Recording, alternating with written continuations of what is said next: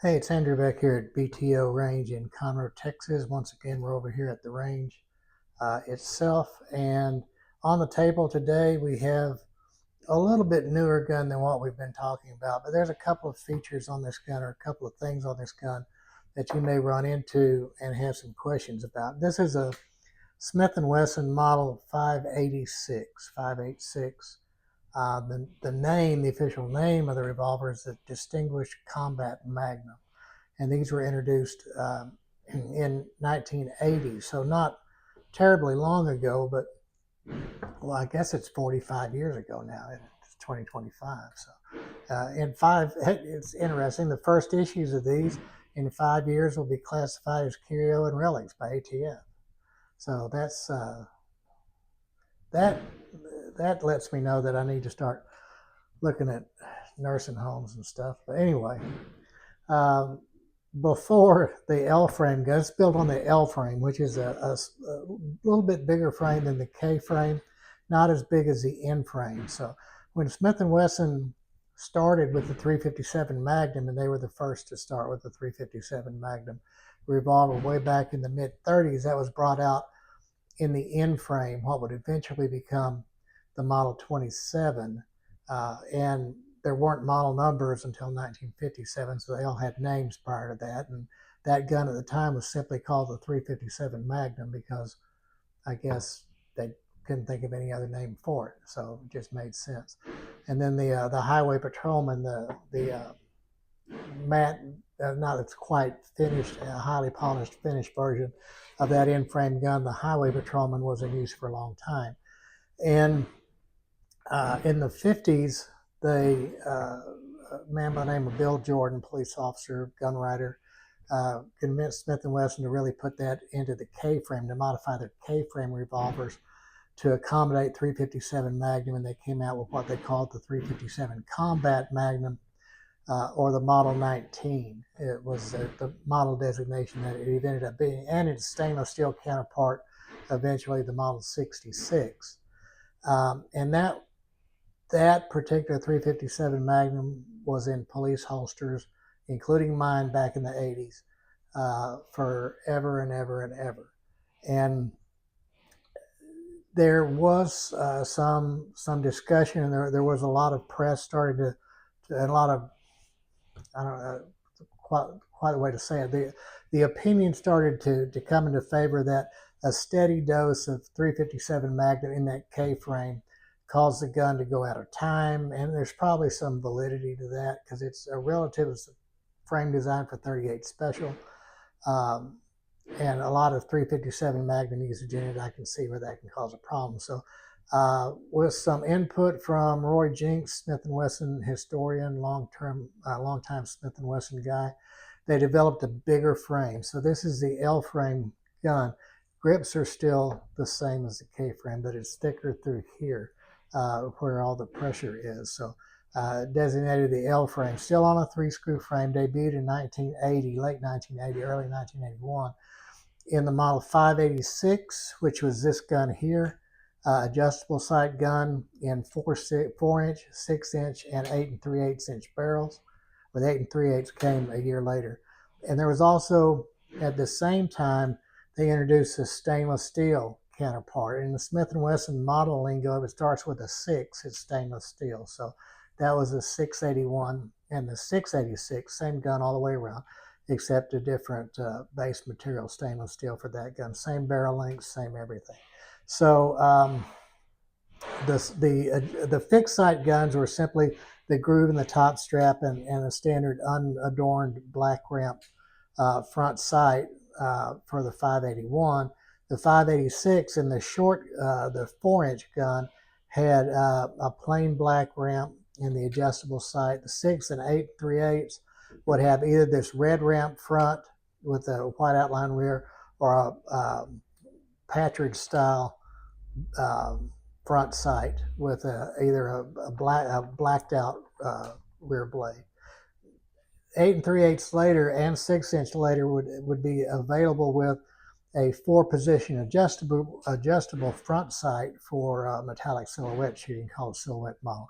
That gun didn't last very long, and its a little bit more of a collectible model, or a more sought after model, I guess, for collectors in the 586 and 686 line. So that said, a couple of neat features on the 686 are a couple of little tidbits to know. When Smith & Wesson changed their serial number sequence from the K or the N prefix for the frame size and then a series of digits to the triple alpha, the 3 letters followed by 4 characters that they still use to this day, that started with this model. This is the first use of that numbering sequence, and it started with alpha, alpha, alpha, 0001. And then progressed from there. And that's when dating the gun became a little bit fuzzy. So, because they didn't assemble them in serial numbered sequence, right? So let's talk for a second about serial numbers on this gun. Let's clear it, and I can before I start really manipulating it, push the thumb piece forward, roll the cylinder out to the side. Nothing in the gun, nothing to see here. So the serial number on the post-1957 revolvers appears in 2 places.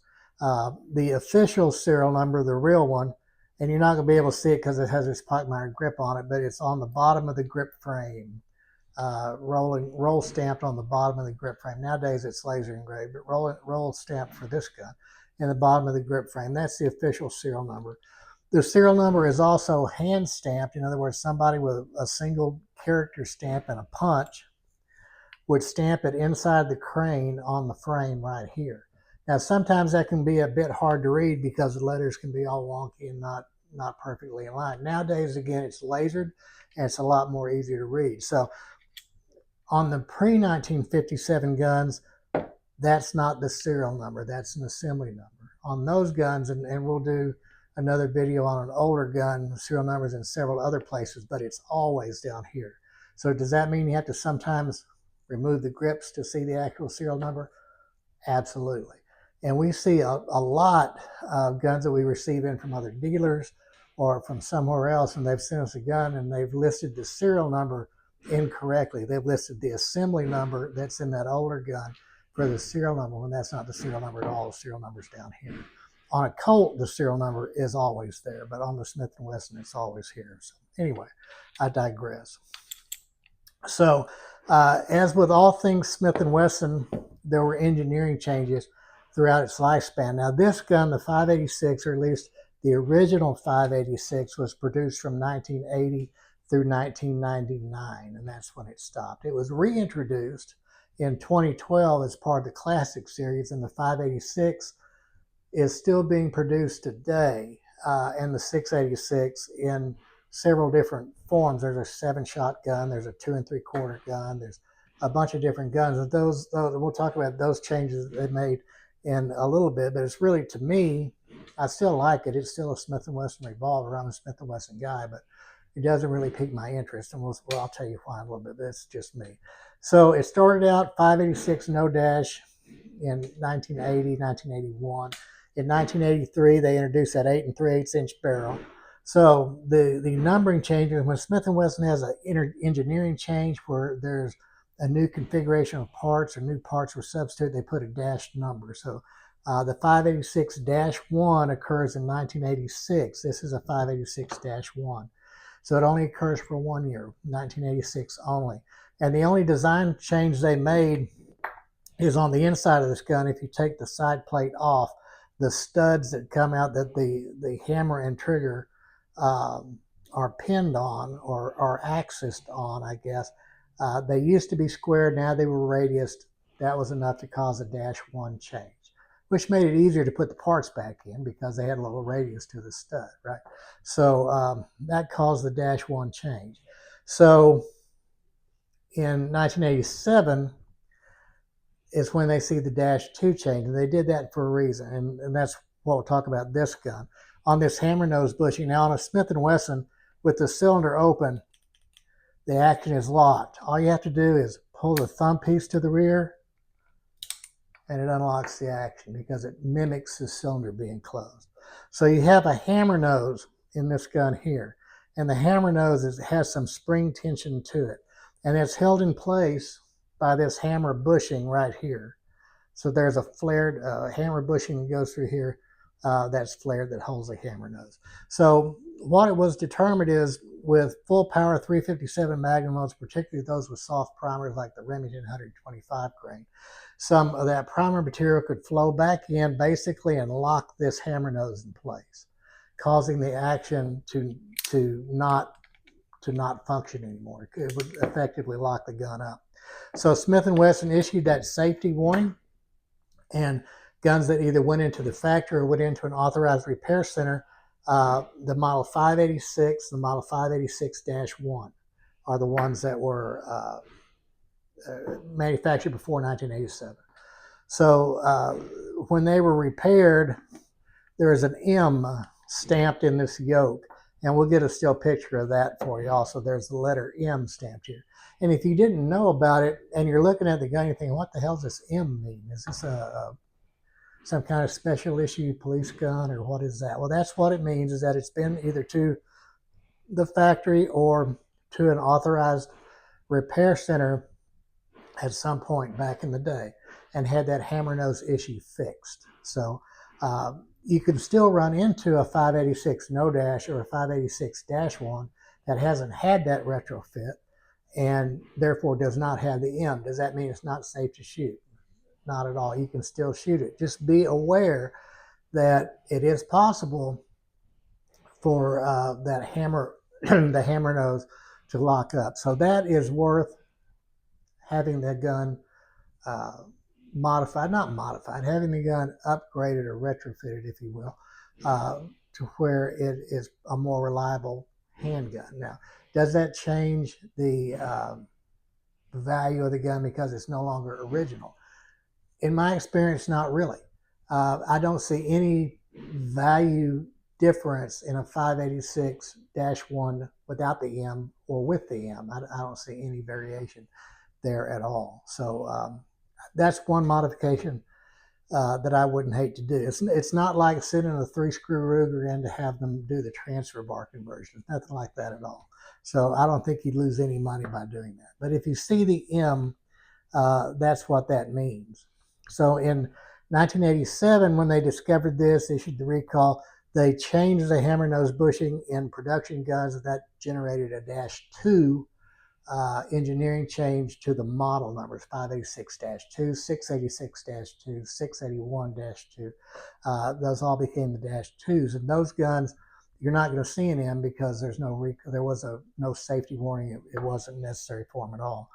And then we get on into in 1988, the -3, they changed the yoke retention, and on up through to I think the 586-8 was a reintroduction of the gun in 2012 in the classic line.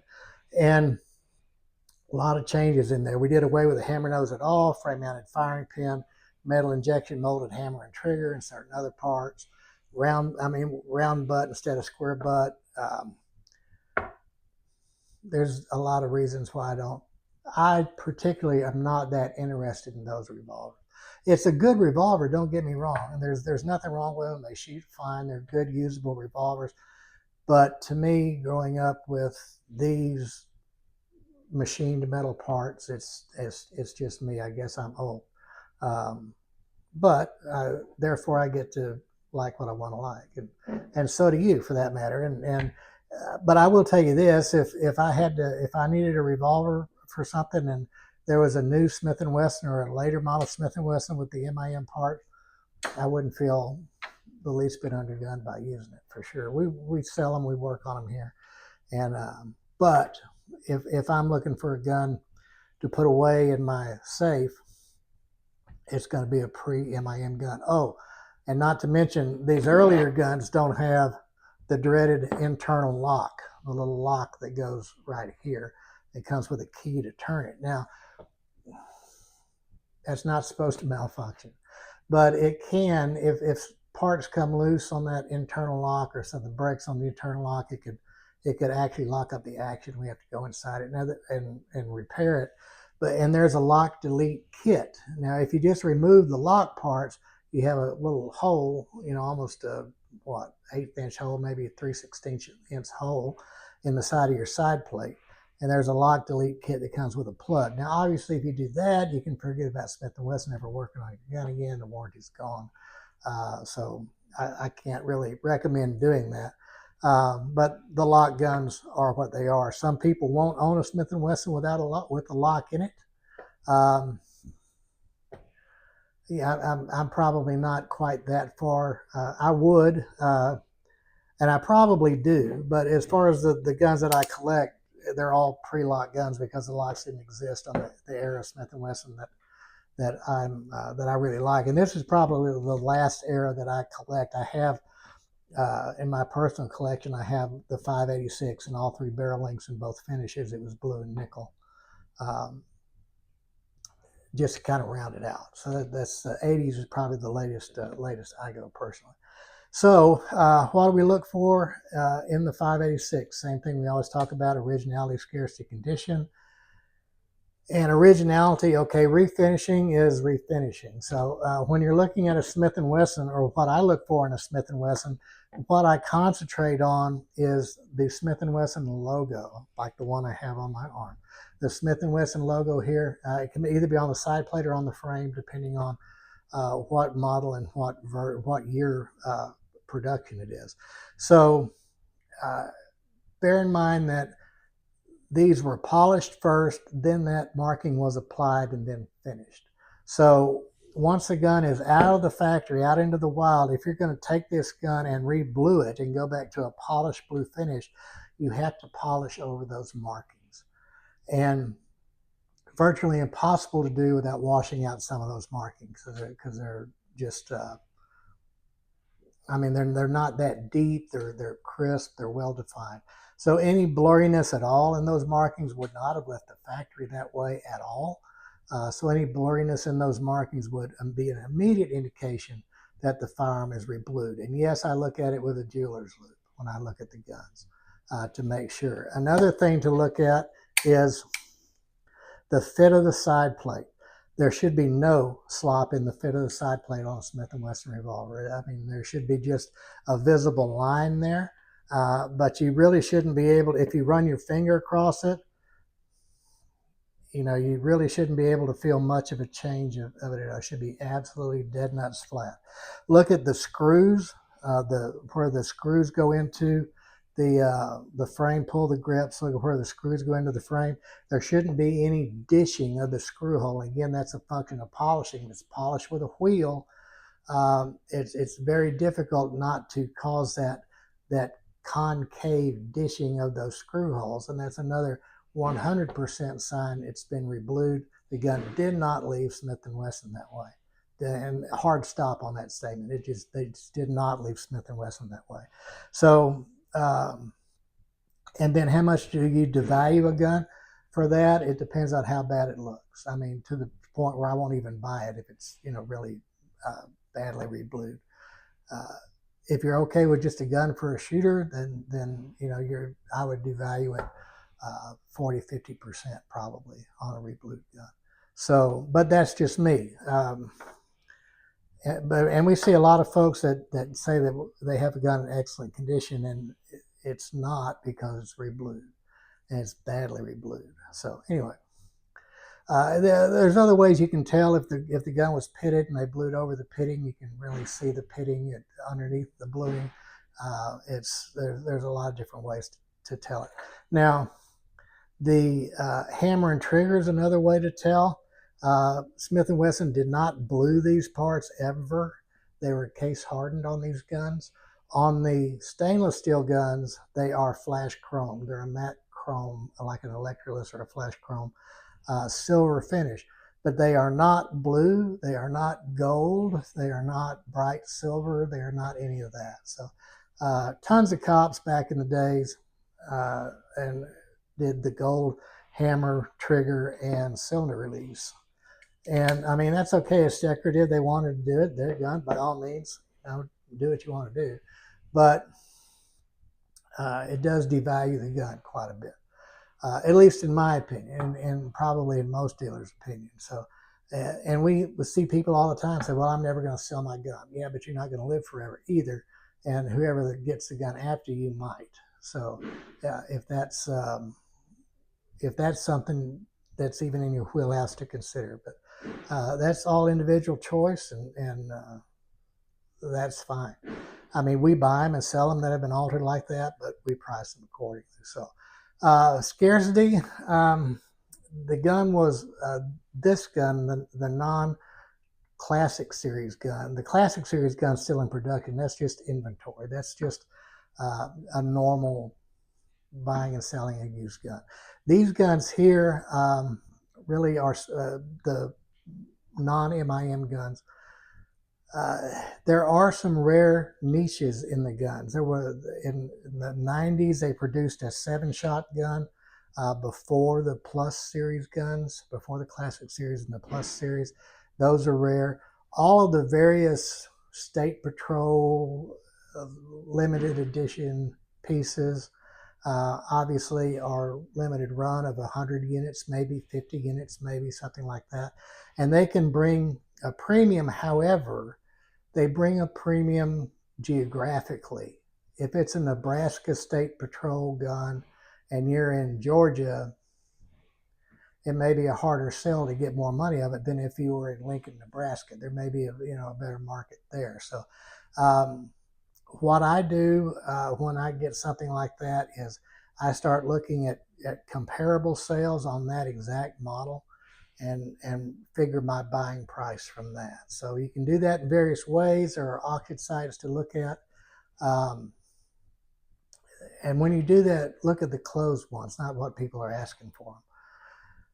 A base gun like this, I say a base gun, it's a 6-inch gun, red ramp, white outline. It doesn't have the original grips. Now these came with Goncalo Alves grips, the big, nice Smith & Wesson grips with the medallion, and that makes a difference on Smith & Wesson. Just the grips, those Goncalo grips can be $100, or in the case of some in-frame grips or some of especially the older grips, they can be $200-300 or even more. You get into the Coke bottle in-frame grips, they can be substantially more than that. So that can alter the price of the gun. So these Pottmeyer grippers, they're very functional grips. There's nothing wrong with them, but they're not the Goncalo Alves grips. So we did devaluate this a little bit because of the grips. Still an eminently shootable gun. And the condition. On the 5.86s, holster wear is a thing, and we usually see for a right-handed shooter, 80-something% of the population, the holster wear is going to manifest itself on this edge of the muzzle, the left side of the muzzle. Don't think it can't happen here either, because you may have had a left-handed person, right? The cylinder ring, the bolt drag on the cylinder ring will leave a line there. Unless that's just completely prominent, where there's a big bright ring and it's noticeable, I wouldn't worry about that too much. These guns were used. This particular gun is a 1986 gun, so 1986 is a 2025, right? So that's 39 years. Is that right? That's right. 39 years old. So it's been shot. It's not been hurt. It's been well cared for. So what would these guns bring? Well, a 5.86 blue, now if we had the box and paperwork and the grips and all that, it'd be a $750 gun, $800 gun all day long, 100%. I mean, easily pull that. And if you get 2 people that want it badly, it can bring more than that. But realistically, it's a $600 gun, $550, $600 is a realistic value on a gun like that. 6.86s don't necessarily bring more because they're stainless steel. Because they were produced in similar quantities at a similar time. There's no panache about it being stainless. Now, again, the 2.5-inch gun, the very special versions can bring quite a bit more just based on the rarity. So that's what I look for when I'm evaluating a Smith & Wesson revolver. The 5.86 is certainly an example. Great guns. Ruger, for example, paid attention. Ruger had a 357 Magnum in line with the K-frames, roughly the same size, called the Security 6. Smith & Wesson introduced the L-frame, and Ruger said, we can do that too. And they, in 1985, brought out their GP100, which is still in production today. Basically the same, full underlug barrel on the GP100 for the standard gun. Slightly larger frame, same kind of deal. And it's kind of funny, and I'll try to find a couple of those ads from back in the mid 80s. It was kind of like the Coke and Pepsi wars from the time, or the fast food wars, because Smith and Wesson or Ruger would say our gun is stronger, it's beefier, it's heavier construction, and Smith and Wesson, I can see the print ad, had a picture of a big old steak. And the big old steak, you could see, it was right here, and you could see the barrel of the GP100 and the butt of the GP100 sticking out of the cut of meat. And the caption was, "Some things are better thicker, not guns," or something along that line. And they went with the whole forge versus investment cast thing that we've talked about on other videos before. So anyway, that was fun. So it's like Smith and Wesson did this, Ruger did this. It's fighting back and forth. Buy them both. That way, you've got it all covered. So anyway, if you like what we're doing, hit that like button, hit that subscribe button. Throw us a comment. Tara's been spending a good portion of her time reading all those comments. She loves them, and she responds. Sometimes I respond, but I like the way she responds better than me. So hit that little bell button so you know when we put out more videos. We try to do it as often as possible. We appreciate every last bit of interaction that you guys can send us, and we'll see you on the next one.